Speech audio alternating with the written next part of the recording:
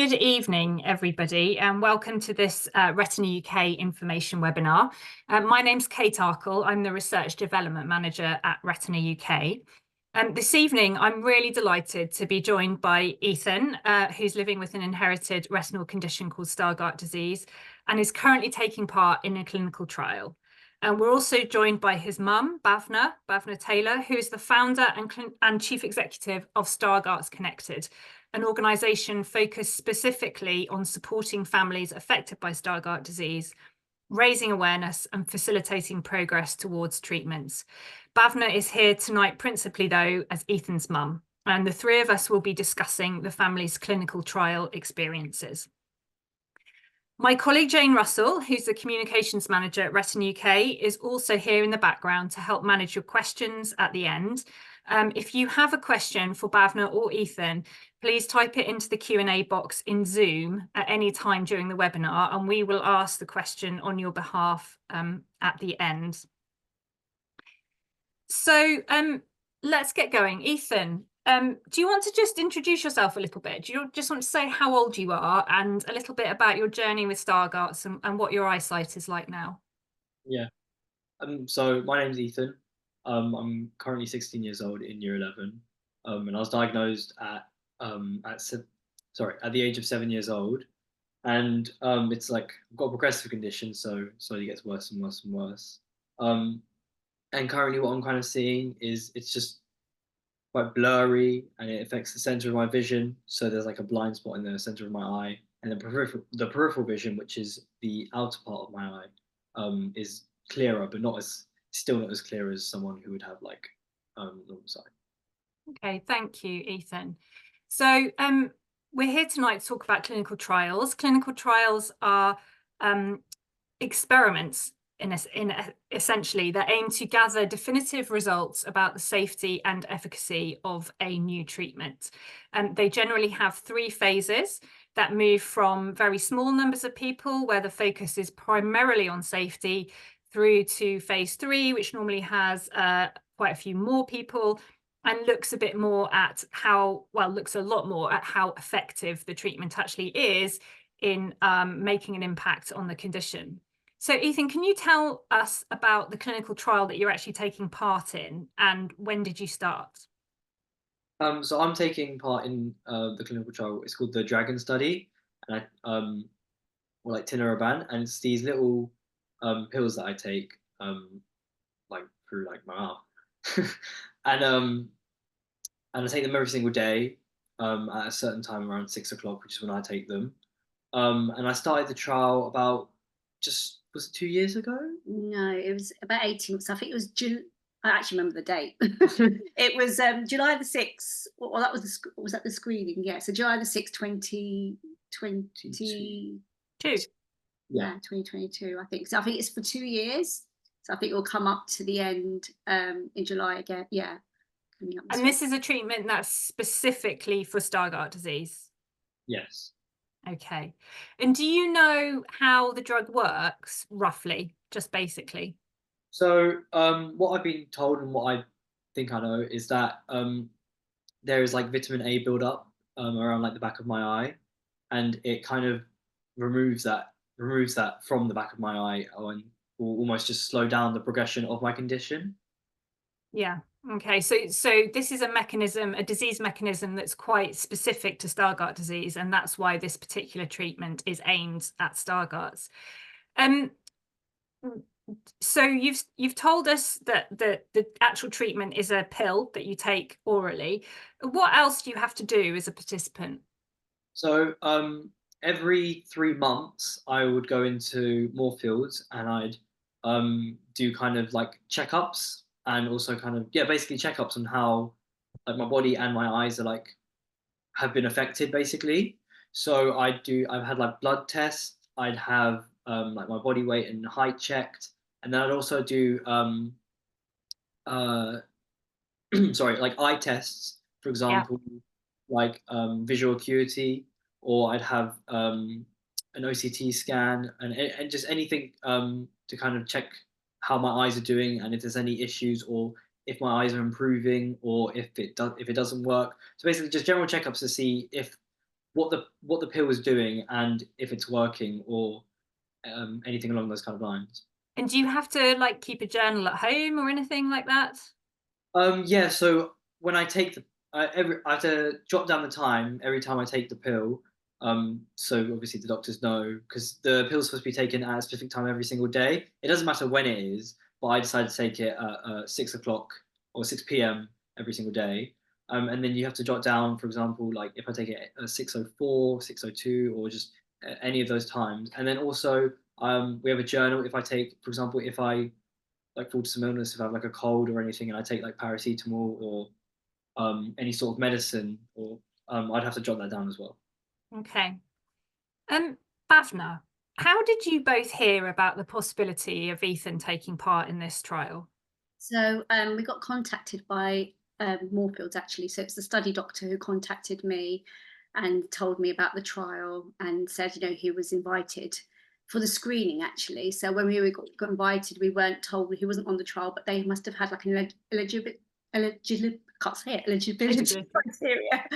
And from there, they said he was selected, and then they said, okay, we'll go for some screening. So that's what we had an opportunity to talk to the doctor and sort of ask any questions beforehand. So Ethan was already a patient at Moorfields, is that correct? Yeah. Okay, but then you had to go for screening. It wasn't like they could just look at his notes and get him straight on the trial. They had to do some tests to start with.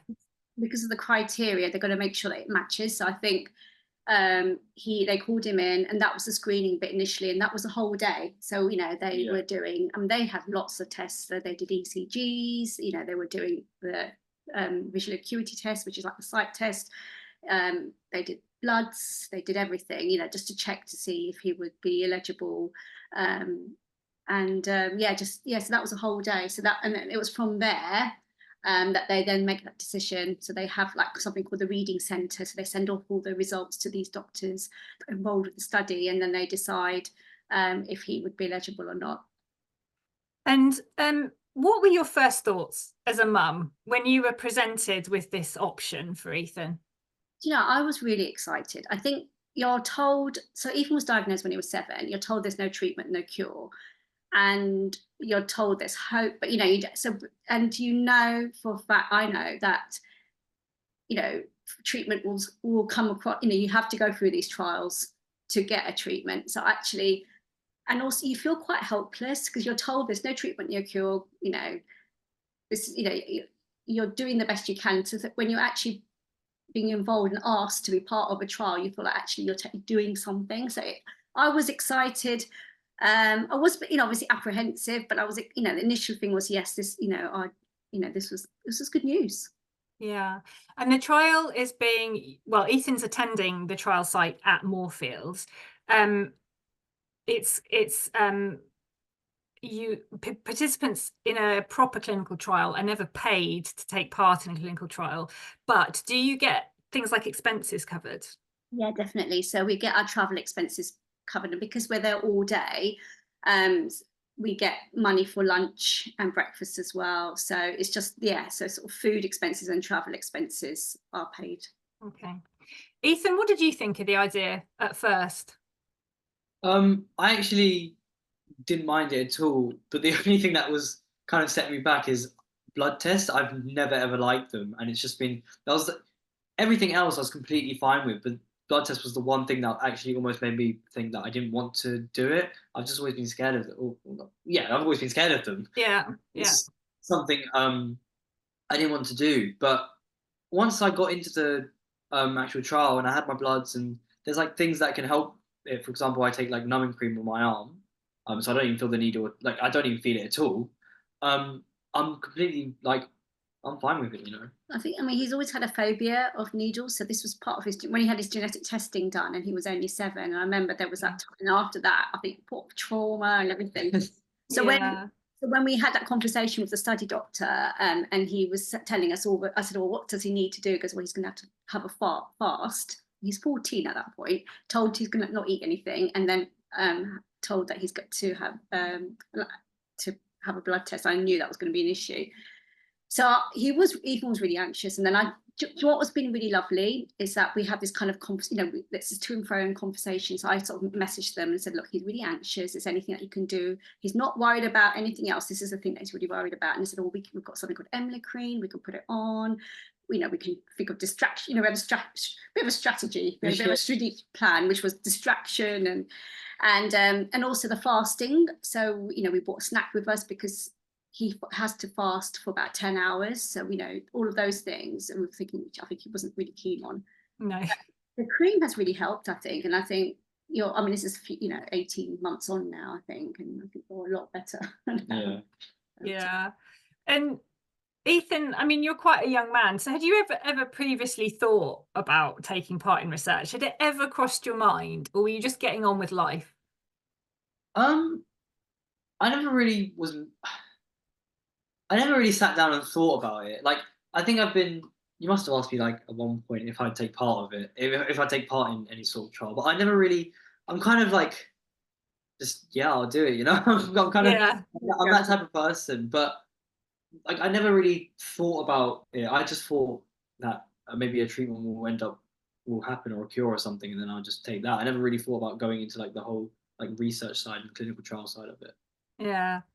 And Bhavna, as you said, you were initially quite excited, but what sort of other thought processes did you follow before you actually went for it? Did you balance up pros and cons? What were the potential cons, do you think? Yes, I think not knowing that it's not a treatment, I think that's the other thing. So you are thinking, I mean, it's a phase 3 trial. So I was, as well as the excitement was there, but I was also quite apprehensive, thinking, about side effects. You're thinking about, initially I was thinking it's like almost being like a guinea pig, like you don't know. But then I spoke to Ethan's consultant, who's also the principal investigator of the trial, and he was saying, actually, these things are so well regulated. There's so much, you have the ethics committee and everything that has so much to go through. And I thought, actually, he sort of allayed my fears. And I think the other thing was, I just thought the other thing you are told that we talked about it as a family, but I've always, and I say to Eve, it's not my decision, it's his decision. And I think that's really important. And I still say to him, we were told you can, if you don't want to do it, you can drop out any time. There's, you're obviously not paid for it. You don't have to pay them anything or anything, but you've got those choices, and they're really open about that. And I think that was their thinking, okay, you're not forced, you're not like, it's not tied in for 2 years, obviously you want to continue.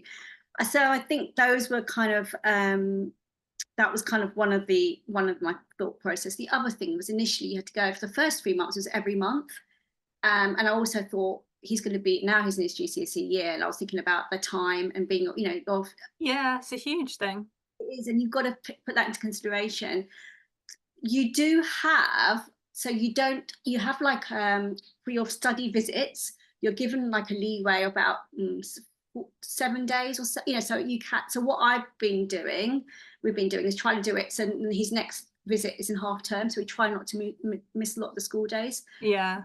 So provide a letter, so they have a template letter for schools to explain, this is your child's on the trial, and this is these are the reason, that's why.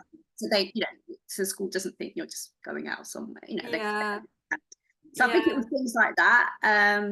And those were the pros. The actual pros was, and I think this was also highlighted, you're having these regular checkups. So his bloods are done regularly, his height and weight's done regularly. Yeah.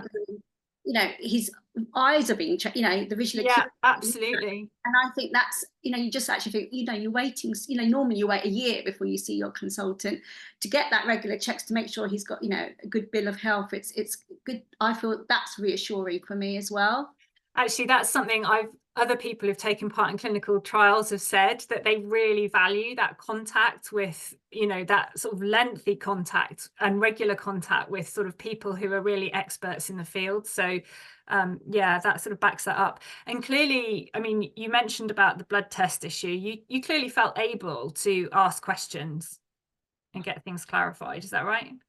Yeah, definitely. And the other thing was, it's these kind of, if things aren't right, or in terms, we were able to talk about it. So when they were, they can make those tweaks and changes. So there is some flexibility, and it is an open conversation. So there was one, in terms of visual acuity test, we found it was better for him to do it in the morning, because in the afternoon he's more tired. So those kind of things you can sort of talk about. And even like when to take we call it a study drug, because it's not actually, it's also like we don't know if it's the actual drug or placebo. So we were given the flexibility of when to take it, but we had to sort of stick to that time. And I thought, teenage child, I'm not going to do it in the morning. I'm going to do it in the morning. You're not going to be waking up in the morning to take, so I think you have that. This was kind of we had that, and that was quite good as well. And the other thing is there's, we have that time to talk to the study doctor every time we go there. We've got the research nurses, and we can ask, we're really open at our data and saying, his data, and saying, how is things, what do you, so all of those things. And that's really, so I think that's been really positive, actually. I think. Yeah. Ethan, do you know if your participation in this trial impacts your eligibility for other trials in the future? I think, yeah, because you don't realize what you're kind of trying to get. What's I saying there? You don't really know what you're getting into before you get into the trial, because you've never experienced it before, especially one like this. So, kind of knowing what a trial is going to be like, and knowing that it's not bad. Like, I think if there's like another trial that comes up and it seems like promising, then yeah, potentially I'd And this being an oral medication, I don't think it actually would stop you in terms of eligibility, would it, Bhavna? It doesn't. I think they say it flushes out within a week, I think a week or so. So I think a couple of weeks you give it. So yeah, I think no, it doesn't. And that was the other thing we also asked. That was the other thing I wanted to know. Would it stop him being eligible for other things? And they said no. So that was probably another thing that kind of was a consideration towards knowing that actually it's absolutely. not. And I think, yeah, that's quite a big one for so many of the treatments that are being developed for the Retina UK community, across the community, are gene therapies. And those are basically treatments that are one-off injections into the back of the eye with a treatment effect that potentially lasts for life, we would hope. But that would, if somebody entered a clinical trial of one of those kinds of treatments, they would potentially not be able to take part in other clinical trials in the future. They may be eligible for other treatments once the treatment's licensed, but they may not be able to take part in further trials because their gene therapy may be affecting the outcome, and that would disrupt the experiment. Ethan, you've talked a little bit about your screening tests. So that took a whole day. Yeah. What were the tests you had to do during my screening? Yeah, just for your screening. So I think I started off with kind of like blood test. Was it blood? Yeah. So I had my blood test. I had ECGs. I had my body weight and height checked, and then urination, all that kind of stuff. So basically, just all the standard like body kind of general health. Yeah. Exactly. Yeah. And then for my eye test, I had a visual acuity test, which is basically when you read something off a chart, and they put it. So they test each eye out because what they want to find is they want to find a study eye, and then so you'd cover one eye, or they'd have like a patch on one eye, and then you'd have like some sort of. Did I have glasses on, like prescription? They do because he's got So they check to see it's not optometrists. So in terms of the lenses, they'll just check to see if he has got a prescription to make sure it's corrected. That doesn't impact it. And then after that, they then he has. That is right, absolutely right. They have a study eye, so you will have even though the study drug's not going to impact just one eye, that you have to choose the eyes, and that's part of the screening as well. Yeah. So yeah, I'd have like lenses on just so. Yeah, I'd have lenses on, and then they like bring the chart forward and back to see. Okay. So my vision was like my close vision, my short distance vision and my long distance vision, and then they'd also test out it in the dark as well, to see how my vision would be in the dark. And they'd also have another test, which is I think I think it's called contrast, and what it Mm, is, it's like it's a board full of words, letters. letters, sorry, and they get like fainter and fainter and fainter. Oh, okay. So that was all for my visual acuity test, and then I'd have I can't remember the specific names of the machines or what That's the okay. tests are, but I know there's one where they take a picture of the back of your eye to see kind of how your eye looks, and then they'd put drops in my eye just to check the kind of the front bit of it. I don't know what the machines are called actually. There's OCT scans. Yeah, There's all yeah. the different loads of scanning machines. They check also the central vision, Yeah, don't they, as well? And then and you they have, yeah. check my Do they do on my screen? Do they do dark adaptation? Yes. Yeah, yeah, they do as well. So they Which do, yeah. which is where I get put in like a dark room to Mhm, see mhm. how my vision would be within the dark. So what it would be, I'd have what the machine consists of is you first sit in a like dark room for about 20-ish minutes, so then your eyes adapt to the dark. Um, and then you get put in a machine where it puts very faint lights on. Then you have to press a button every time you see that faint line, Okay. faint light, and then so that would just test your vision in the dark. And are you doing this every time you go now that you're, once the trial got underway? So I think some of it, Some of it I do. Like I haven't you done don't the do the ECG ECG. for a while. Okay. All the bloods, urination, body weight and height. That's all something I do every time. The scanning of the eye as well. So it does. I must say, it does take quite a long. So I think it all varies what they will test, but it is a long day. Yeah, it's a. Once I get to like, well, once I've had my breakfast, I'm actually quite alright. And then once it gets to the end of the day, it gets quite tiring because Quite exhausting. Yeah. it's I've just been it's almost like a workout for your eyes because Yeah. you're constantly doing tests with like 'cause your whole body doesn't do anything else, it's just your eyes, so Yeah. then you're not getting like a bit of a headache at the end of the day because you had to keep your eyes still in one position and everything like that. Yeah. It is hard work, and I think people underestimate the commitment and the energy that has to go into taking part in a trial. How did you feel when you took that first tablet, Ethan? The funny thing is when we first took it we were kind of just like it was almost like we were just analyzing it. I took it normally after, but we're looking at it, like smelling it. It didn't smell of anything. It was it was so small you wouldn't even realize. But like we're just looking at it, and then I took it, and then like obviously I didn't expect anything to happen instantly, but I kind of just stood there and just waited, and then nothing Yeah. nothing just happened, and it's just like, oh. Bhavna, what about you? Was it scary? It was, yeah. I was like, is he going to grow horns? No. No. Do you know something? I think yeah. Again, it's like excitement, but also that apprehension, that sort of trepidation. So I was just like, oh yeah, it was. And you just, like you say, you're like, nothing's going to happen, but you're just sort of thinking, oh, okay. And also the thing about it being a potential placebo on a not, we were just thinking, is it not? So that was, Yeah. but yeah, I think it was things like deciding what time we were going to take, those kind of things, like what is going to be the time and that we take the, so those kind of we were discussing, and the other thing is remembering. So we have to put an alarm on every day. Yeah, we have to put an alarm on. Like even now, like the alarm goes off and it's like, right, 6 o'clock, right, we've got to go and we've got this study diary which I actually fill in, and that's good and then we have to give that in as well to the doctors every time. So you have that's part of your commitment of these things that you're you're saying that you will they want to know. And what Ethan also said about taking, if he has been unwell, I also asked the study, we were asking them, I suppose it depends on the trial, but was he able to take certain things like like paracetamol, things like that. And so you have to note that down because they want to know everything else. Absolutely, everything that, yeah.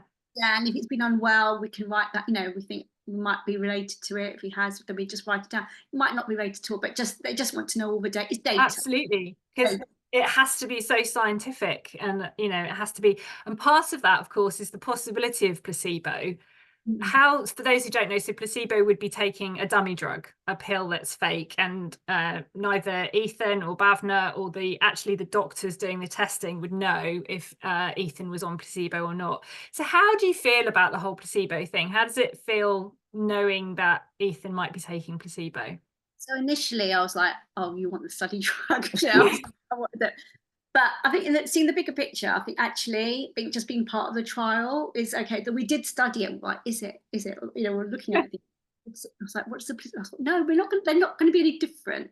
So, but yeah, no, I think it's you're part of a trial, and that's what you've agreed to. Do you know what I'm saying? You're part of this whole thing, and it's all informing research. And so I thought. And you don't know, the study doctor doesn't know, we don't know still, we don't, and I think actually we've accepted it, whatever it is, we're part of this, we're informing it, and that's the way it is. So initially I think we were like, oh, we kind of want the study drug, but I think afterwards we were like, okay, it is. I don't know how you feel. I mean, I think there's always going to be the hope that you want it to be the study drug because you've been taking something for so long. It's just like you want to see, because there's also, I think for me the biggest thing is just out of curiosity, I want to know if like what it would do, because I don't know if I'm on it or not, but it's just there's that curiosity behind it, if you know what I'm trying to say. Yeah. Do you know if you'll be told at the end of the study when you finish taking it, if you'll be told which one you were on, or? Oh, aren't we? Do we get told? Because it's so it's randomized, double marked, so nobody knows. I think it's the computer generates a number, and I think that's it. And I think that maybe the pharmacist knows when they give it. Also, that's it. Yeah, somebody must know. Somebody must know. And they actually said if we needed to find out, we'd break into the computer. Like, if we had to stop the study for any part, they would, they would find out. Yes, actually, they would have to stop. That we would not be part of it. Yeah. That's important to say, actually. If there was a safety concern, if Ethan became unwell in a way that was causing serious concern, they would unmask and find out and work out if there was any relationship with the drug. Yeah, and I think we are told, aren't we, afterwards? Do you know? Are we told after the whole study's finished? Or? You'll be told at some point, I think, when there's data. And yeah, Ethan's finished.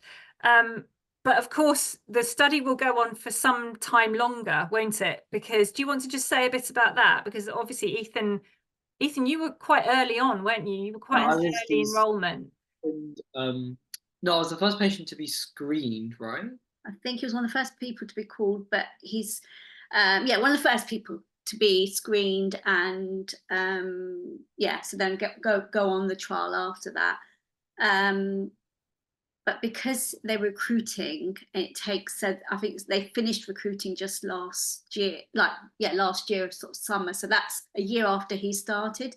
Yeah. So even though he's finishing in July, August, there'll be other people still who are only halfway through.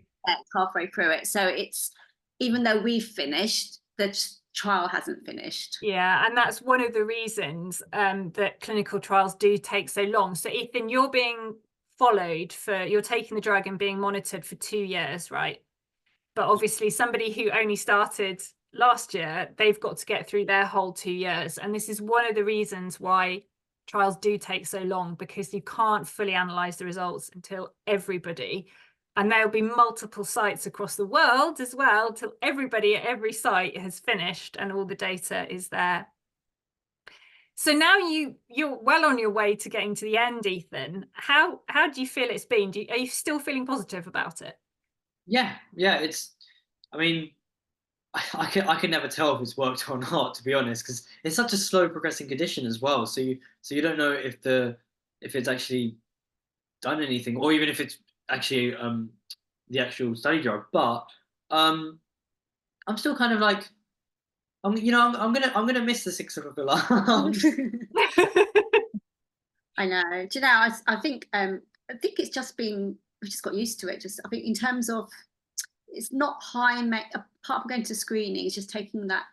It's uphill, yeah. It's just popping it in your mouth. I think that's the most difficult bit is just trying to remember it. I'll be honest, because for example, if we go out somewhere, we'd be like, I always take it with me. We always got to make sure. Before we leave the house, we're like, okay, we got to make sure we have it. We got to make sure we have it. It's just like, it's such a last minute thing. Like it's almost like forgetting it's almost like your passport before you go to the airport. It's just like, you got to make sure you have it, because. Yeah. Are there restrictions when you have it around food? Do you have to have it on an empty stomach? No.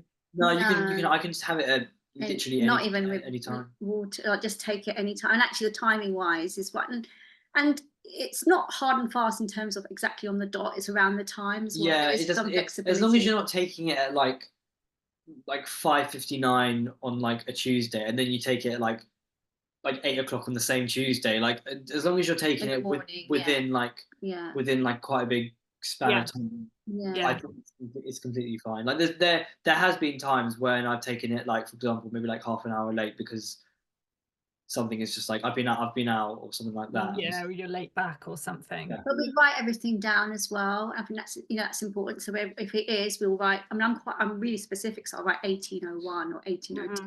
We're like on the, you know, because I think that's part of the thing that you're doing. You know, making sure that you are noting things down correctly as well. So You're part of the research team, really. yeah, I mean, has it felt a bit like that? Has it felt like a collaboration? Yeah, I mean, we chat. We've got a good, you know, they do, you know, we have an opportunity, don't we? When we, especially with the study doctor, he'll say, right, what's going on? You know, how's it all going? Anything, you know, he'll note that, and it's a male and female, we see both, don't we? And then they just ask, and then we have an opportunity, don't you? You have an opportunity to ask questions. I have an opportunity to ask questions, and we all give our feedback about things. So if there's certain tests that are quite trying, like the one that we talked about, you know, there was one that we talked about. It's quite, and then we'll sort of feed back and say this has been quite tricky, and you know, sometimes they'll say, well, actually, there are conditions where you don't have to do all of them, you know, and I think that feedback is there. Yeah. So there's a bit of flexibility and a bit of to and fro.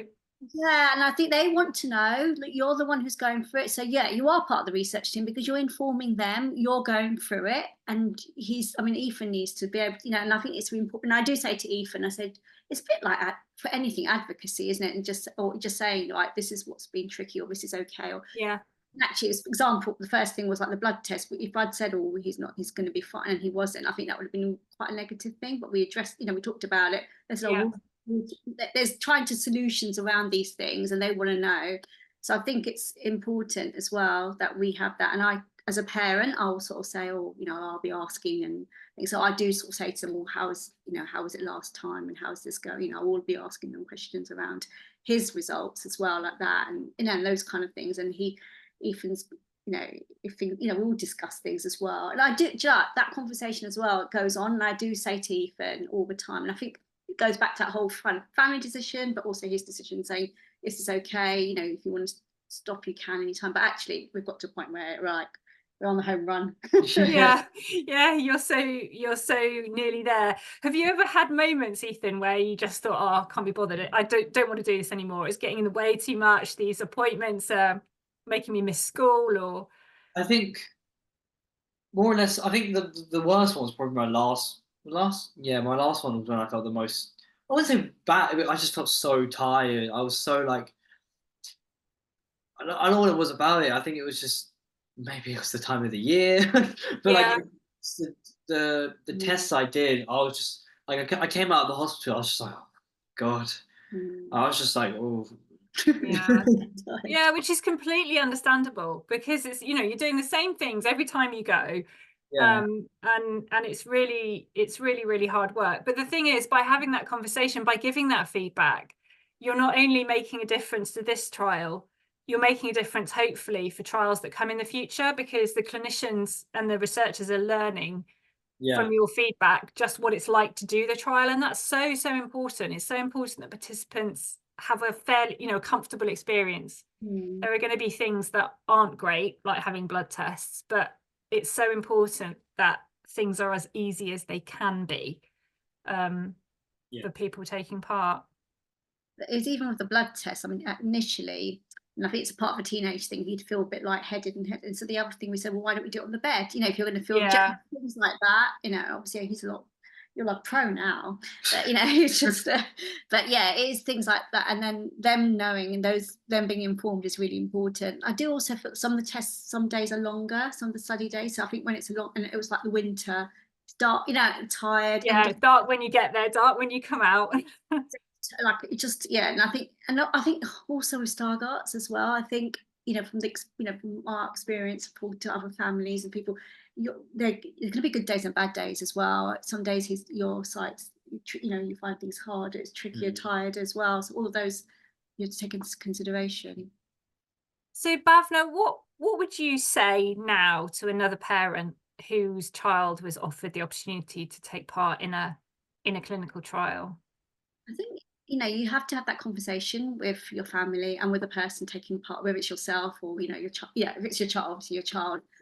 I think the way I see it is, especially with rare diseases, it's so for me, for pharma companies to be interested in something for a rare condition, it's very, it's not always very often. You don't always have. One thing that they struggle with also is getting the numbers, the participants. Yeah. And so I think for me that part was important, because they're going to want to fund or sponsor these trials if they've got the numbers. So I think actually for us that was important, that actually, yes, let's be part of this research. But I do think it's really down to the individual. You've got to discuss that. You've got to think about, again, we were talking about if Ethan was doing this when he started his A levels, would we have done those kind of things? Is it what impact is it going to have? I think in terms of travel, where luckily doesn't take us that long getting there. I know I think there's options of accommodation if you're traveling. There will be those things you've got to discuss, and the type of trial, what it is. But I would also say, don't be afraid to ask, and don't be afraid to talk. And when you're talking to the study coordinator or the study doctor, do speak to them. And our experience in that way has been really positive. They've really listened and they've really taken on board. So I think, don't feel like, oh, okay, I've got to do this, or I'm not going to. Absolutely, you're not a what's the word? You're not just a passive person in this. Our experience has been we're an active participant. We are, yes, we're informed by doing the test. You're obviously informing research, but by speaking to them and telling them, you're also informing research as well. So I think having those to's and fro's conversations is really important.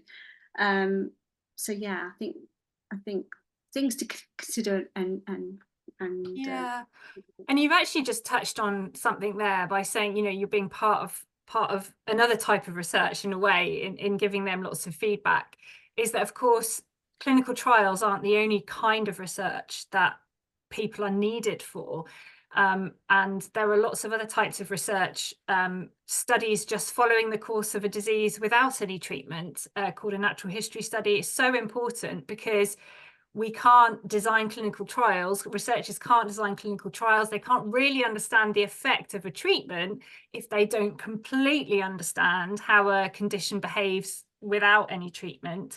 And then once a treatment has shown efficacy in a clinical trial, it's then got to go through a process to be made available to the public. And that requires drug companies, for example, to really illustrate how the condition impacts somebody's life and what difference the treatment can make. And the only people who can really say how the condition impacts their life are the people who are living with it. And so there are other kinds of research, things like surveys or even just interviews with people about day-to-day life, that are so important and are such a key part of getting a drug through and available on the NHS. Ethan, how do you feel about, you've put all this commitment into a clinical trial. How do you feel about taking part in other types of research that are not clinical trials? I've actually taken part of a bit of research, like studies before. I was part of the natural history. Yeah.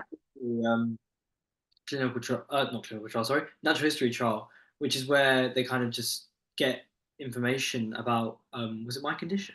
Yes, I think when he was first diagnosed, he was offered to be part of a natural history trial at that time.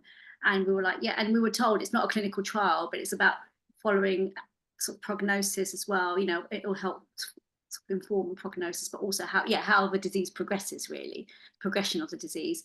And I thought, yeah, we were like up again at that time. I knew it was in trouble. I thought, yes, definitely up for it. If it's going to, again, exactly what you said, Kate, is about informing research.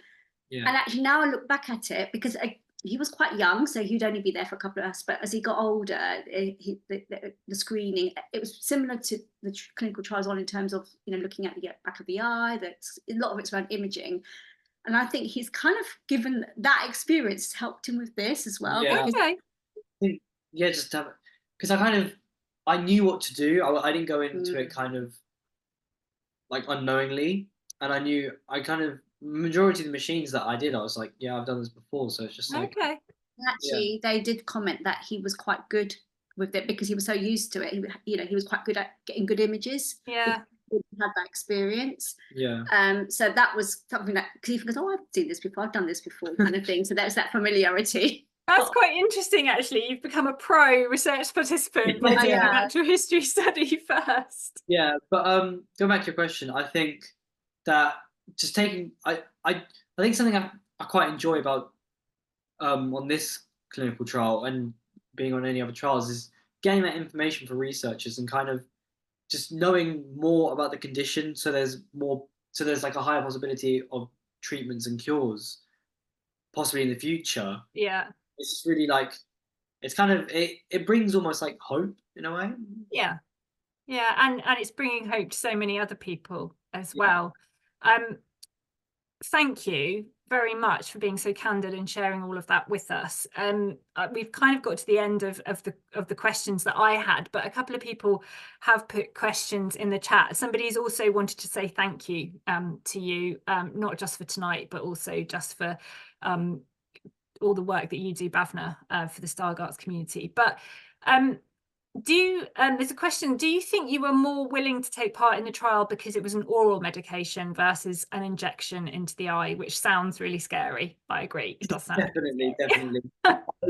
I don't even know now if I'd actually do the injection. Like I might do it when I'm older possibly, but I think I similar to how I was scared of blood tests, an injection within my eye would just I'd finish him off. Like I'd really not like to. I mean, there's a possibility, but for me currently, I think just definitely that's like one of the first questions. I think that's one of the first questions I asked. Is it an injection in the eye, or no? It's a study drug. And he goes, "What's the injection?" I said, "Well, you have to take a blood test." And that's what it was like. I think that was the bit that he was like, "I'm not sure." Like I said, the only reason he wasn't going to. And do you know what's really interesting? This is why it's so important. Like you think, oh, people are worried about trials about just the actual trial, what you're doing itself, but it wasn't. It was part of the test that was what was making him feel worried, rather than so it was part of one of the actual test requirements. So it's but big work for you. So just so people know, the gene therapy type treatment, some of these treatments are injected into the retina, into the back of the eye under a general anaesthetic, which I suppose in some ways is less scary because you're not awake. And some treatments are injected into the jelly of the eyeball while somebody is awake. So that is obviously sounds quite scary. Ophthalmologists will talk about it in a very routine way, and they actually do this a lot just as day cases or in outpatient clinics, but it does sound quite daunting, but I think it's possibly not as bad as it sounds. Another question we've got is a little bit more for me maybe, but Bhavna, maybe you can also add. For someone with RP, so obviously not Stargardt disease, how can somebody register for clinical trials? How do you get information about trials generally? So there are, excuse me, my speaker has just started making a noise. We can hear you clearly. Can you hear background noise? No, I can hear you clearly. I've got a bit of something strange going on. Okay, that's stopped. It's a poltergeist. Right, let's get the question back. So if you to register for a clinical trial, there's lots of different ways of finding out about clinical trials. There you can register actually with Retina UK, with the lived experience panel. We have a panel of people, almost 500 people now on our database. Can you hear that? Yeah, no, I can hear you. Okay, so sorry. Who can I'm just going to turn the power off. There we go. That's better. I know I'm dark, but at least there's no interruptions. So sorry, everybody. There's a speaker in my room that's just started to make lots of noise. There's a lived experience panel at Retina UK. You can join that, and we will email you if we hear about opportunities to take part in the research. Those don't tend to be clinical trials so much. They tend to quite often be things like the natural history study that we just mentioned, but also interviews and surveys and things like that. Opportunities to make a difference to people's understanding of the conditions. Moorfields and other major centres for retinal disease research, Moorfields and Oxford, for example, actually keep their own databases of people who are keen to take part in research, and they can then review your medical records if a clinical trial or a similar study comes up, and they can work out if you might be eligible and then get in touch with you. So there's a website, if you Google research opportunities at Moorfields and Oxford Eye Research Group, or Eye Research Group Oxford, they have opportunities to sign up to their database. You do have to share your medical records with them, so there is a bit of a process to go through. And the National Institute for Health Research, which is the research arm of the NHS, they have a website called Be Part of Research, and that also gives you the opportunity to search for clinical trials taking place in the UK, and you can search that by condition. So there's lots of different ways of finding out about what's going on in research and what clinical trials are going on and what other types of study are happening. Bhavna, have I missed anything? Can you think of anything else? Yeah, no, it's usually the hospitals that would let you know, I think, as well. Like you said, you know, they'll review, if you're on, you know, part of the hospital, they review your data. But yeah, I think what you said with the websites and things, that usually and it's worth knowing as much about your condition as you can as well, because that empowers you. So get a genetic test, keep in touch with your ophthalmologist, you know, keep going to checkups if you're invited back, and make your own ophthalmologist aware that you're really keen to take part in research, and find out if they can put you in touch with any centres that are offering research. So I hope that answers the question, but if you want any more information, then you can obviously contact our helpline, helpline at retinauk.org.uk. I don't think we've got any more questions from the audience. So I just want to say, somebody's just typed in, though, what an amazing young man, and you are, Ethan. I just want to say a huge thank you again to both of you for sharing your experiences so candidly. There have been some really valuable insights. And thank you to all of you at home who've joined our webinar. We hold webinar most months, so we'll soon be preparing our full programme for the rest of 2024. So keep an eye on our website and our newsletters for more information. Retina UK is a registered charity. We receive no government funding and rely on our wonderful supporters to raise the funds we need to continue to provide vital services and invest in groundbreaking medical research. You can make a donation via our website or by calling the office, and we will soon be launching an exciting new way that you can support us. So look out for that in our next edition of our newsletter, Look Forward. If you're interested in taking part in a challenge event in 2024, from running to hiking to skydiving, or you fancy organising your own event, then please get in touch with our fundraising team via fundraising@retinauk.org.uk to find out more about how we can support you. We'll be sending out an email over the next couple of days, which has details of where you can re-watch or listen to tonight's webinar, and details of how you can book on to other events.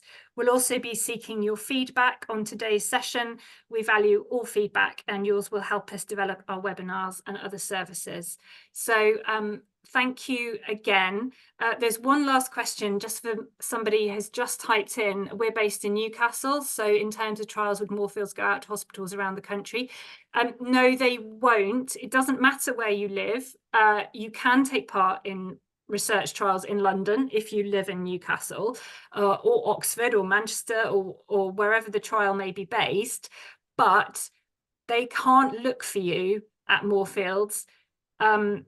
only your own hospital can look at your medical records and look for you.